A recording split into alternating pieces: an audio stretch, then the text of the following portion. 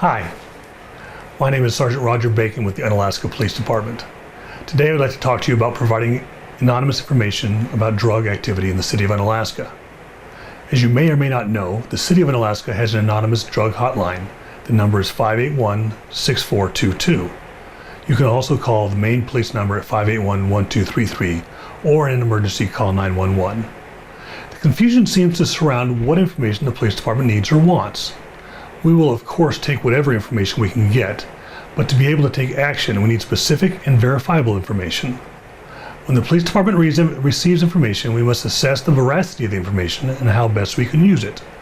In a perfect world, we would receive a call from a concerned citizen. They would identify themselves, provide a callback number, invite us to call them if we have any questions, and agree to testify in court if necessary. The courts have ruled that this type of citizen complaint on its face is reliable and credible. The person has identified themselves and set themselves up to be questioned and or cross-examined.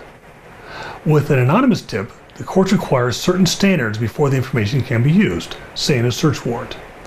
The standards are known as the Aguilar-Spinelli two-pronged test. First, we must show the reasons to support the conclusion that such an informant is reliable and credible.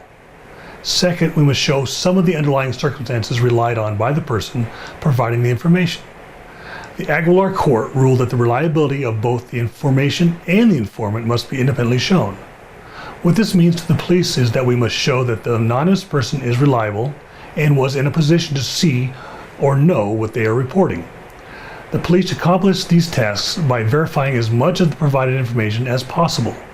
Thus, if a certain degree of the provided information is verified, the remaining information can be found by the courts to be reliable.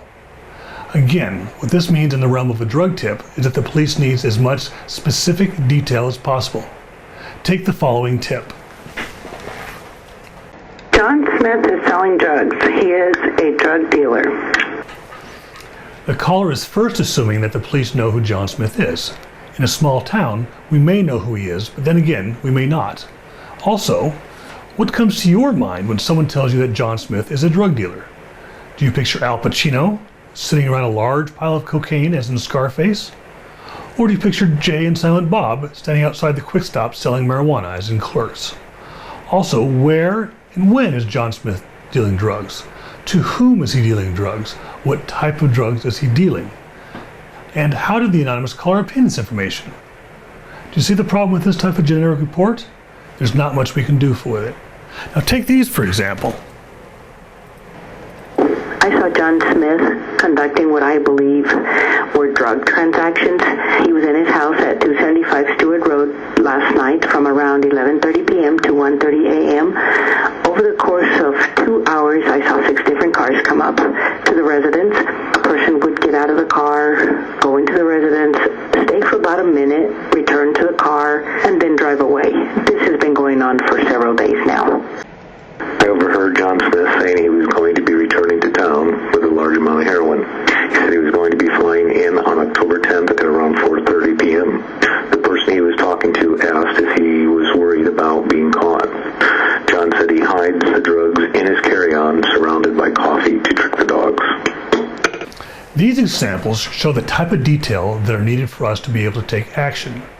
The sources provided information on what they saw or heard, when they saw or heard it, where they saw or heard it, how they were able to see and hear it, as well as details that could possibly be independently verified prior to applying for a search warrant or prior to taking action. In summary, we in law enforcement need the public's help if we are to reclaim Alaska. The more specific, verifiable information that you provide, the more able the police department is to take action. Again, Unalaska's drug hotline number is 581-6422. Our main number is 581-1233, and of course in an emergency you can call 911. Thank you for your attention.